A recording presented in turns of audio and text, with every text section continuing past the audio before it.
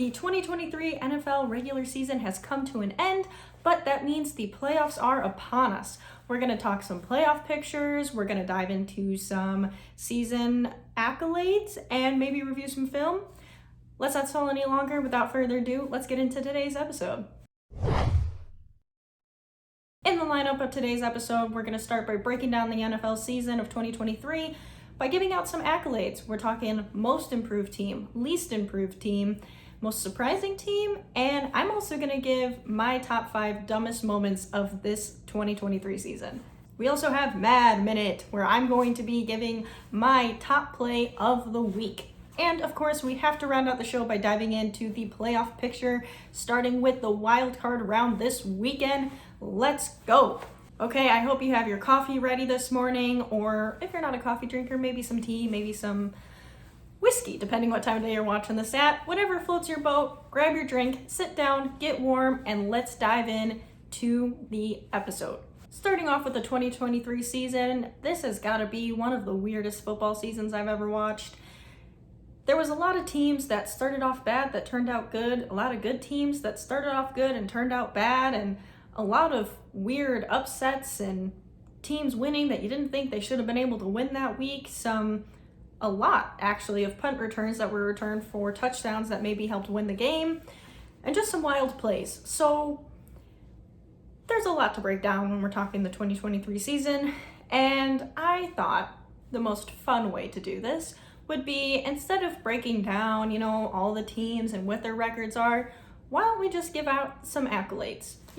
When you end the school year and you go to your yearbook and there's best smile and best hair and most likely to, I think the best thing we can do to break down the season is just hand out some NFL accolades. So, kicking us off, starting with the most improved team of the NFL season of 2023, drumroll please, the Chicago Bears. I have to give it over to the Chicago Bears.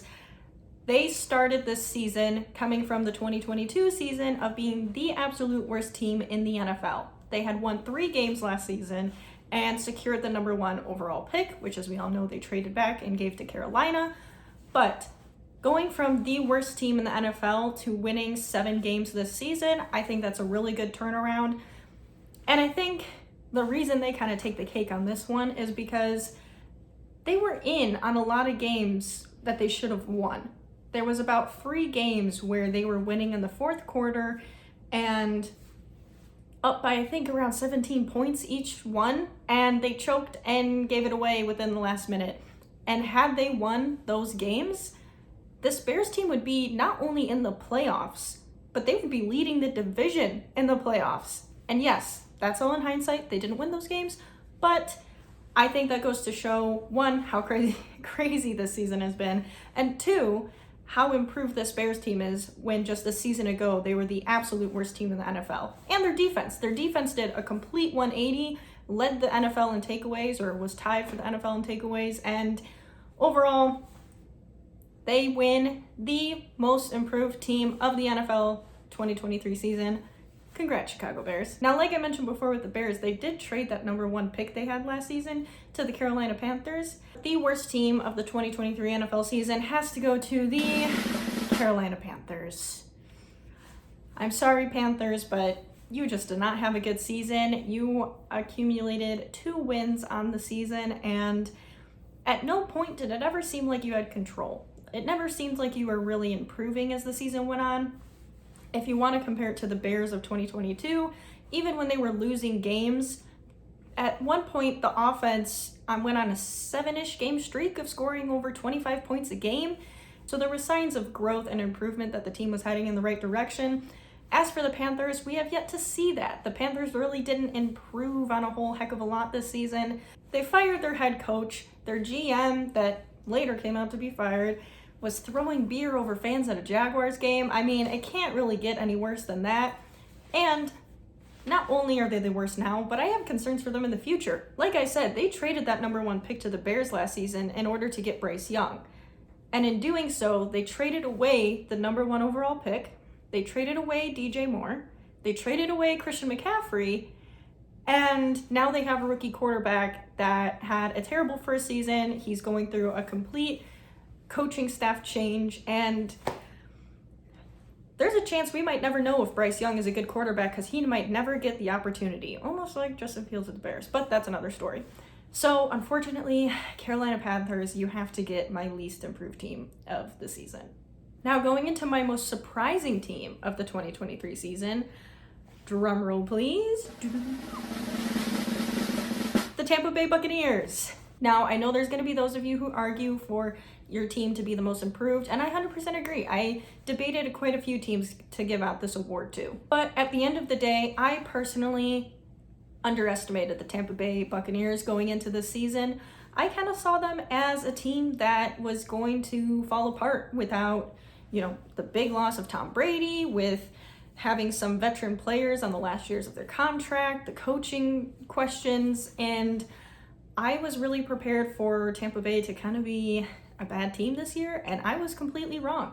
And maybe they're just getting this award because I was completely wrong in my prediction, but at the end of the day, I'm the one giving out the award. So I'm giving it to Tampa Bay Buccaneers because Baker Mayfield was definitely a great addition to the team at quarterback. I think he found a good place to hopefully rest for a while and not have to transfer to another team.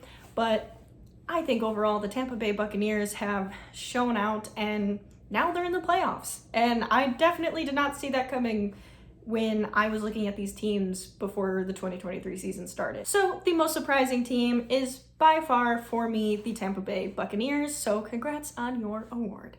Just like it was dumb of me to assume the Tampa Bay Buccaneers were going to be a terrible team this year, I think the NFL had a lot of dumb moments this season, and why not highlight them all? Because the NFL is a very serious and intense and competitive sport, but it also has some of the dumbest and craziest moments, especially if you watch the players mic'd up. Those are some of my favorite videos to watch in my free time. But nonetheless, I'm going to give out my top 5 dumbest moments of this NFL season. Starting at number 5, we have Russell Wilson being benched for not changing his contract. Now, the reason this is at number 5 is because there's a lot of things that go into it. You can pick sides on who's right and who's wrong.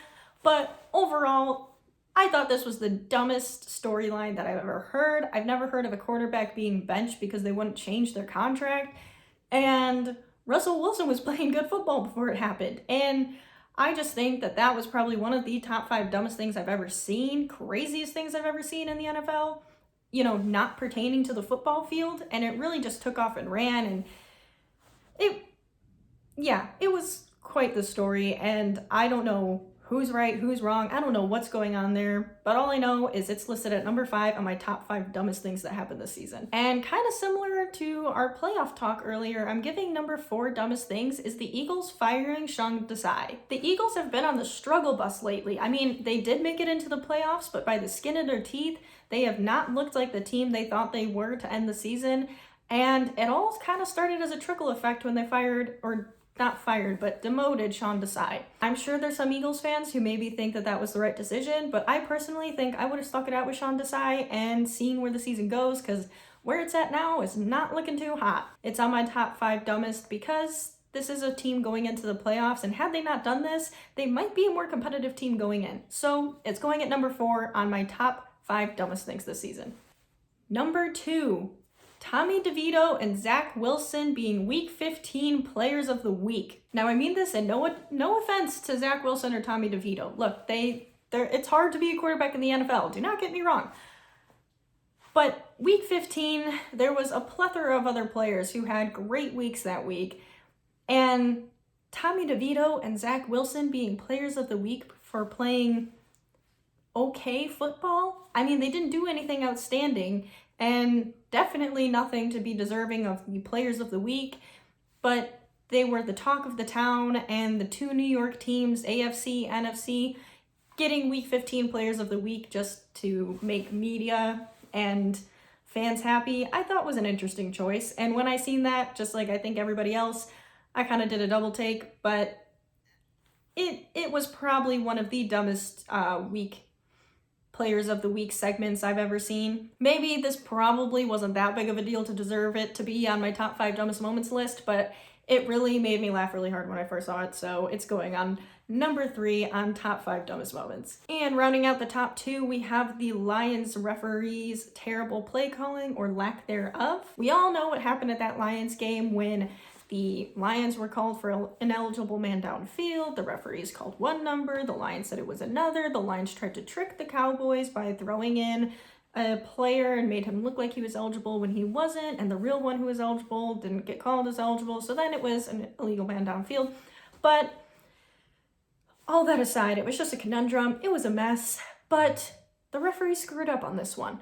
And there's been a lot of issues with ref this season. This was just a hot mess, and it was dumb on the Lions' part, it was dumb on the refs' part, but at the end of the day, the refs are responsible for calling the correct plays, and seeing it repeated on social media over and over, and the uproar that had for the referees, and don't get me wrong, I think they need to be held more accountable, but that had to be one of the craziest, stupidest things I've ever seen, and it's going in at number 2. Number 1 also has to do with the referees, and I have the absolute dumbest thing that happened this 2023 NFL season was Justin Fields, quarterback of the Chicago Bears, ended the season with absolutely 0 roughing the passer calls. Now, if you don't follow the Bears, you may not understand why this is a big deal, but Justin Fields is hit on a consistent basis every single game in the head when he's sliding, and it is not ever called. And I have this on my top 5 and number 1 dumbest thing because this has to do with player health. And the NFL advocates for player safety, and a pocket passer could be standing in the pocket and they get nudged and it's called roughing the passer. But Justin Fields slides and gets hit and there is nothing. The fact you can put on YouTube right now, well, not right now, maybe after you watch this, go on YouTube and search Justin Fields late hits and you will see about 10 minutes of Justin Fields getting decked in the head while sliding, or even late hits after he's thrown the ball. 3 seconds later, he's getting rocked, and not a single flag is thrown. The Bears have advocated for it. Bears media has advocated for it. I've seen some other media around the NFL advocating for it, and I don't know what the problem is, but he needs to get these calls. That has to do with player safety. His last game against the Packers of the season, he was hit late again. His head literally bounced off the turf. They didn't call the flag, but then pulled him for the game to check for concussion. And before anyone says anything about, well, he's a running quarterback and he's sliding and he needs to get down lower, if the football is being placed at the start of his slide, because that is where he's marked down by officials, then any hit thereafter is a late hit. If the ball is being marked at the start of his slide and he is hit 2 yards after that, a yard after that, 0.5 yards after that, that is a late hit, and that needs to be called. And it is not on a consistent basis, and if you're not going to call it, the least you could do is give him the full yardage for however long he slides, because he's still getting hit after that yardage. I had a rant about that because I don't see enough people talking about it, because that almost was a medical issue because of that game, and he's had so many. I'm surprised he doesn't have a concussion for it. Knock on wood right now. But this guy needs to be protected just as much as any other quarterback, and the NFL is dumb for not advocating for this. So I am, so it's going number 1, top 5 dumbest things this 2023 NFL season. Protect Justin Fields. Okay, I had to do a little rant for a second, but it's over. Take a deep breath and go into our next segment, which is NFL Mad Minute. We are going into our segment, Mad Minute, high intensity. I'm going to go over my favorite play of the week. No week in particular. I'm just picking my favorite play of this week's episode to talk about in Mad Minute. Let's go. It's week 15. The Bengals and Vikings are in overtime with 40 seconds left on the clock, and Jake Browning throws a last-minute toss-up pass to T. Higgins in the end zone, and T. Higgins not only comes down with the catch, but bends his body almost in half to extend his arm over the goal line before he's knocked out of bounds to get the touchdown and win the game for the Cincinnati Bengals. The Bengals end up winning that game 27-24, all thanks to a miraculous catch by T. Higgins, basically breaking his back in half to do it. Epic play, game-winning drive in overtime, 40 seconds left, bending over backwards to catch the ball, and that is why it is my favorite play of the week in this segment of Mad Minute.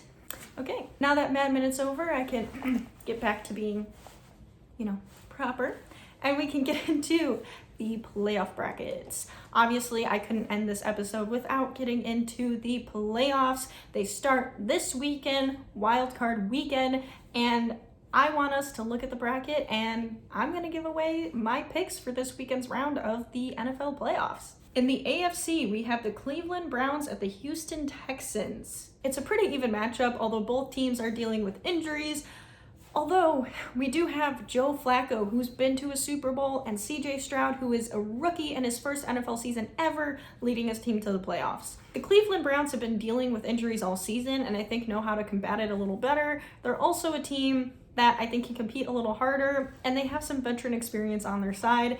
So as much as I want to give the win to CJ Stroud in his first ever round as a rookie going into the playoffs, we got to pick Cleveland Browns to win this game, guys. Their defense is just too elite. Next up in the AFC, we have the Miami Dolphins at the Kansas City Chiefs. Now this game is going to be cold. It is going to be negative 30 degrees with wind chill. I don't even know how they're going to play in that. Catching the football is going to feel like you're getting hit by a rock. Miami Dolphins are really dealing with injuries, and logic says definitely pick the Chiefs. Why would you not pick the former Super Bowl champions? And I'm not going to fight logic. I'm picking Kansas City Chiefs. You're moving on to the next round. Our last AFC matchup, we have the Pittsburgh Steelers at the Buffalo Bills. To be honest, I don't even know how Pittsburgh made their way in here. You gotta give them where credit's due, but I think they're just here for a good time. I really don't see them competing much against the Bills. I hope I'm not wrong. I really want this win for the Bills and for Josh Allen after the loss to Kansas City a few years ago. So I'm riding with a win for Josh Allen and this Bills team. They're going to the next round of this playoffs. Also, that game is supposed to be super snowy, so that might honestly be a toss-up game. So who knows, but let's go Bills. Moving on to the NFC, we have the Green Bay Packers at the Dallas Cowboys. Now this game is riddled with history, and we have some competitiveness between the head coaches, and I think this is going to be a good game. The Packers are coming in hot. They're the youngest team in the NFL, but they've been looking good recently, and the Dallas Cowboys have been looking really good. Now, both teams tend to choke in the playoffs. I didn't want to be the person to say it, but I'm going to say it. Both teams have history of choking in the playoffs, and it's going to be a competition of who chokes first. And in this case, I have the Dallas Cowboys not choking first. The Packers are going to choke first. I just think they're a young team. They're not used to competing in this. Could end up being wrong, but for my prediction, I'm going with the Dallas Cowboys for the win, and they're moving on to the next round in the playoffs. And another one in the NFC with history, we have the Los Angeles Rams at the Detroit Lions. We all know this storyline. It's a storyline between the two quarterbacks, Matthew Stafford, Jared Goff, both playing their former teams, and this is the first playoff at home for the Detroit Lions in 30 years. That is so sad of a stat that almost makes me want to root for them to win. However, I do have the Los Angeles Rams winning this game. I think the Lions are dealing with some injuries, and I trust Matthew Stafford more to win, and I think being in that environment, knowing that they're rooting against him when he had so many years at the Lions, the atmosphere is going to be crazy, but I'm giving the win to Los Angeles Rams. And finally, rounding out our playoffs for this weekend, and also in the NFC, we have the Eagles at the Tampa Bay Buccaneers. I talked about Tampa Bay earlier. I also talked about the Eagles earlier, and I don't think I had to delve too much more into it, but Eagles have not been looking great so far to end the season. Not ending it how they wanted to. They started off hot, and with a mix of injuries, but also just poor play calling, have not looked like the team they once were, and the Tampa Bay Buccaneers have been looking pretty decent. So, as much as it may pain me to say to a team that I know has been fighting for getting back to the playoffs and getting back to the Super Bowl after losing to the Kansas City Chiefs last year, I have to give this one to the Tampa Bay Buccaneers. I think they've been playing stronger, and the Eagles could surprise us all and come out with a win, but I just think they're going to get knocked out of this first round of the playoffs, and the Tampa Bay Buccaneers are going to come away victorious and leave a heartbroken Philadelphia Eagles. We have lots of interesting matchup in this round of playoffs. We also have a lot of quarterbacks, even ones not including the ones in the wildcard weekend, that if they make the Super Bowl, this is their first ever Super Bowl appearance. So it's going to be interesting to see how this all shakes out. I think we have a lot of good football on our hands, a lot of stuff to look forward to, a lot to talk about going forward.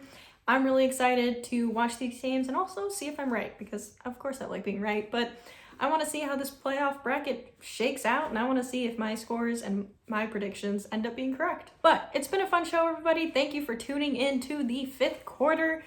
I am Alexis Jade. I appreciate you all for watching. Stay warm, stay inside, watch some football, and have a good weekend, everybody.